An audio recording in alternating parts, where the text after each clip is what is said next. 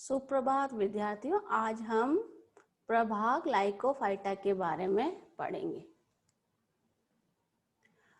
प्रभाग लाइकोफाइटा ये टेरिडोफाइट का एक डिवीजन है, जिसे कि जो पौधे होते हैं उनका अगर हम इतिहास के बारे में बात करते हैं तो ये पैलियोजोइक से वर्तमान तक चल रहा है। इनका इतिहास ये पैलियोजोइक में उत्पन्न हुए थे और कार्बोनिफेरस काल में भूमंडल पर समूह के अनेक वृक्ष के समान बड़े बड़े पादप थे, जैसे लेपिडोडेंड्रोन है, सिजिलेरिया है। इस प्रभा के जो जीवित वंश जो हम देखते हैं अभी वो है लाइकोपोडियम, फिलोग्लोसम, स्लेजिनेला व आइसोइटिस। इस समूह के अगर हम मुख्य लक्षण देखते हैं तो वो लक्षण निम्न है। जो बीजाणुउद्भिद पादप है वो उसका जो शरीर होता है वो जड़, तने एवं पर्णों में विभेदित होता है। तो हम लोग यहाँ देख रहे हैं ये एक बीजाणुउद्भिद पादप है। इस प्रभाग का ये लाइकोपोडियम है और ये स्लेजिनेला है। तो बीजाणुउद्भिद पादप हम लोग जो पादप होता है उसकी बाहरी जो आकार की जो हमें दिख रही है ये हमें इसमें हम लोग आराम से बीजाणुउद्भिद पादप को हमें इसमें तब इसके जड़ें दिख रही है, तने दिख रहे हैं और जो पत्ते हैं वो हमें इसमें जो ये देखिए पत्ते हैं ये हम आराम से इसमें देख सकते हैं। पर्ण, इन पौधों में पर्ण सरल व लघुपर्णी होती, तो इनकी जो पत्तियां होती है वो बहुत ही सरल होती है और इनकी जो पत्तियां होती है लघुपर्ण मतलब आकार में छोटी होती है। तने के उसके संदर्भ में अगर हम बात करते हैं तो यहाँ देखिए जो पत्तियां हैं सरल है एकदम से और बहुत ही छोटी है, ये तना है इसका। और यहाँ भी देखिए जो तना है, जो पत्तियां हैं उनके अगर हम बात देखते हैं तो उनका आकार पत्तियों का छोटा होता है। कुछ जीवाश्मी वंशों में ये लंबी होती है। प्रत्येक पर्ण में एक अशाखित हम लोग देखते हैं कि ये जो होती है पर्ण होती है ये लंबी होती है और जो जीवाश्म पादप है उनमें लंबी मिलेगी। इस समूह में प्राय ठोस रम पाया जाता है, परंतु कुछ जीवाश्म पादपों में नाल रम भी मिला है। तो इस समूह के अगर हम रम की बात करते हैं तो रम कैसा होता है, ठोस रम पाया जाता है। तो ठोस रम में क्या होगा, बीच में उसके क्या होगी, ठोस क्या होगा, जाइलम होगा, उसके चारों तरफ फ्लोएम होगा, फिर उसके अंदर परिरम होगा, अधिचर्म होगी, वलकूट होगा और बाहरी त्वचा होगी। तो इसके अंदर मज्जा अनुपस्थित होती है। जबकि अगर हम नाल रम की बात करते हैं तो उसके जो जाइलम है बीच में उसके मज्जा उपस्थित होती है, उसके बाहर जाइलम होता है, फ्लोएम होता है, परिरम होता है, अंतःत्वचा होती है, वलकुट होता है और बाहरी त्वचा होती है। द्वितीय वृद्धि इस प्रभाग में के जो पादप है उनमें अनुपस्थित होती है, प्राय देखी गई कि उनमें नहीं पाई जाती है। इसमें सिर्फ एक है आइसोटीस है, उसमें हम लोग कुछ असंगत द्वितीय वृद्धि देखते हैं। जो बीजाणु धानियां होती है वो कैसी होती है, इस प्रभाग के अंदर एकल होती है तथा बीजाणु पर्णों की अव्यक्त सतह पर पाई जाती है। तो ये यहाँ हम देख रहे हैं कि ये बीजाणु धानियां है। ये जो बीजाणु धानियां देख रहे हैं यहाँ पे है, ये है बीजाणु धानियां और यहाँ पे नीचे की तरफ बीजाणु धान दिखेंगी। तो ये बीजाणु धानियां वो एकल होती है। ये जो बीजाणु पर्ण है जिसके कि अंदर ये बीजाणु धानी मिलती है, इसको बोलते हैं बीजाणु पर्ण। इसकी अव्यक्त ऊपरी सतह पर पाई जाती है। अधिकांश पौधों में बीजाणुपर्ण शाखाओं के शीर्ष पर सहंत या स्लत स्ट्रोबिलस या शंकु बनाते हैं। तो अगर हम इन पौधों को देखते हैं तो जो बीजाणुपर्ण है वो शाखाओं के कहाँ पे आ रही है, शीर्ष पर। तो अगर हम यहाँ देखते हैं चित्र में तो यहाँ शीर्ष पर देखिए ये है बीजाणुपर्ण क्या बना, यहाँ पे इकट्ठे की क्या बना रही है, ये स्ट्रोबिलस या शंकु बनाते हैं। तो ये इनको हम क्या बोलते हैं, स्ट्रोबिलस या शंकु। यहाँ देखिए ये शंकु है, ये शंकु है, ये शंकु है, तो शीर्ष पे है और यहाँ पे ये जो बीजाणुधानियां हैं यहाँ पाई जाती हैं।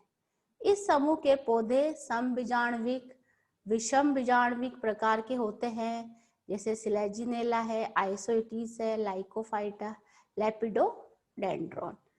तो यहाँ लाइकोपोडियम में गलत लिखने में आ गया, जो लाइकोफाइटा यह जो है ये इस प्रभाग के अंदर।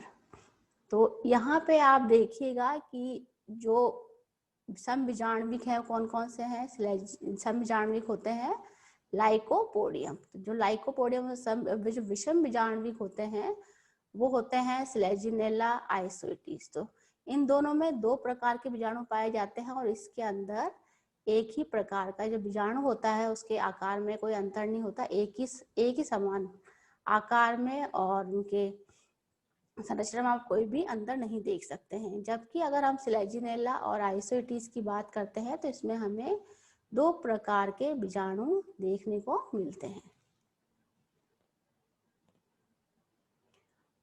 जो ये प्रभाग लाइकोफाइटा, अगर हम इसका वर्गीकरण देखेंगे तो हम देखेंगे इसको हम दो वर्ग में विभाजित करते हैं, इलिग्युलोप्सिडा और लिग्युलोप्सिडा।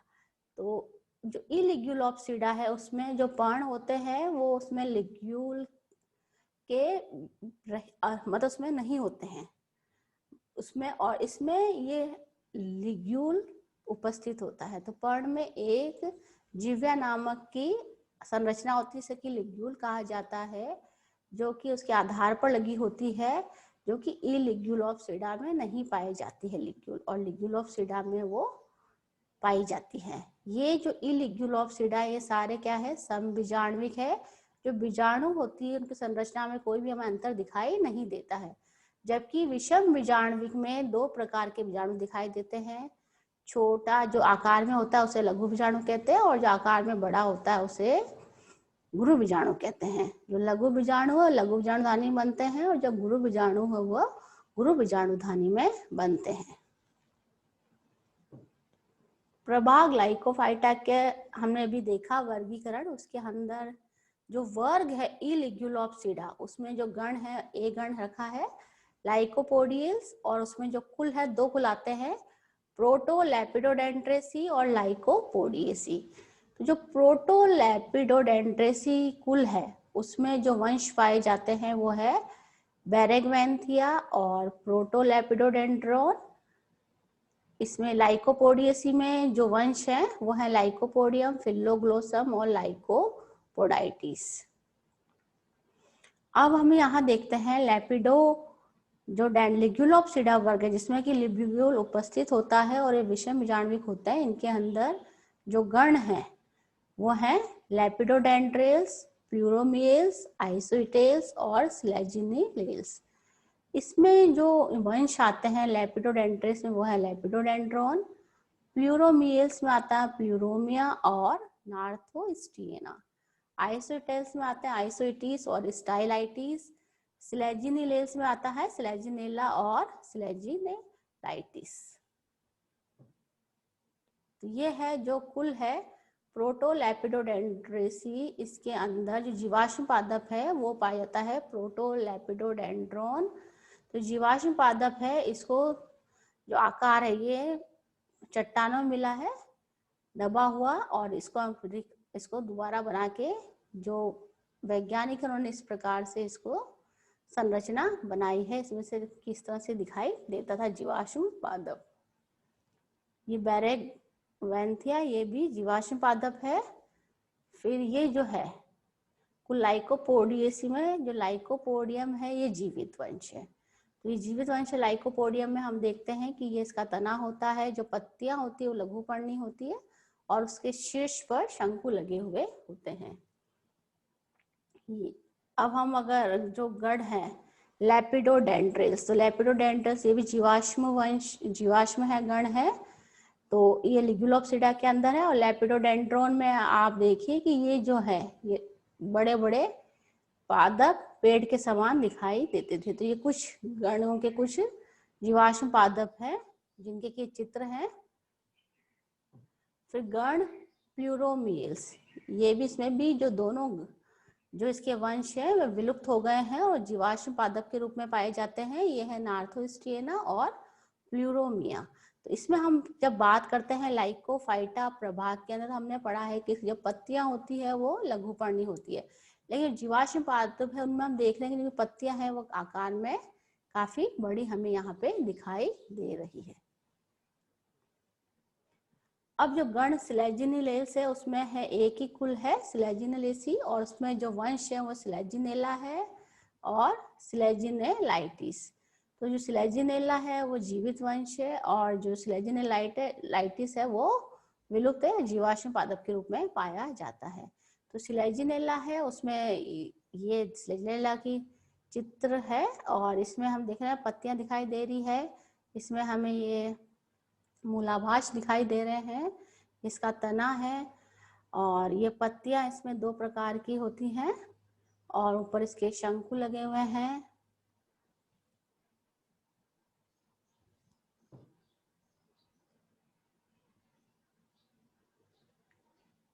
अब हम ये स्लेजिनेला, तो ये देखिए इसकी पत्ती है, इस पे ये लिग्यूल लगा होता है इसके आधार पर। तो ये लिग्यूल का आकार है जो कि लिग्यूल ऑफ सीडा जो आप इसमें ये पाया जाता है। तो अब ये स्लेजिनेला का आकार है कि स्लेजिनेला का ये आधार से ऐसा दिखता है, ऊपर जाने पे ये एक जिव्या लाइक संरचना है। इसके अलग अलग भाग है, ग्लासोपोडियम है, और ये हमें इस तरह से दिखाई देता है। इस तरह से हमें दो प्रकार की पत्तियां दिखाई देती हैं इसकी, अव्यक्ष पत्ती और अपाक्ष पत्ती। तो उसमें हमें ये जो हम इंग्लिश में बोलते हैं वेंट्रल लीव्स और डॉर्सल लीव्स, तो ये जो बड़ी है आकार में इन्हें वेंट्रल लीव्स बोलते हैं, और जो आकार में छोटी दिखाई दे रही है इनको बोलते हैं डॉर्सल लीव्स। और इस तरह से उसकी पत्तियों की संरचना होती है। ये जो डॉर्सल लीव है तने के ऊपर इस तरह से व्यवस्थित रहती है। ये स्लेजिनेला का चित्र है, ये इसकी बीजाणुधानी है, और ये इसका सॉरी ये इसका बीजाणुधानी है। इसकी अगर अनुदैर्ध्य काटते हैं तो इस तरह दिखाई देता है। इसमें ये देखिए इसमें लघु बीजाणु है जो लघु बीजाणुधानी के अंदर लग रहा है, ये गुरु बीजाणु है, बड़े आकार के हैं जो गुरु बीजाणुधानी के अंदर लग रहे हैं, और ये है लघु बीजाणुपर्ण है, और ये गुरु बीजाणुपर्ण है। इस तरह से हम एक ही शंकु के अंदर देखते हैं कि हमें दो प्रकार के बीजाणुधानियां दिखाई देती है, दो प्रकार के बीजाणुपर्ण दिखाई दे रहे हैं, और दो प्रकार के बीजाणु हमें इस तरह दिखाई देते हैं। धन्यवाद।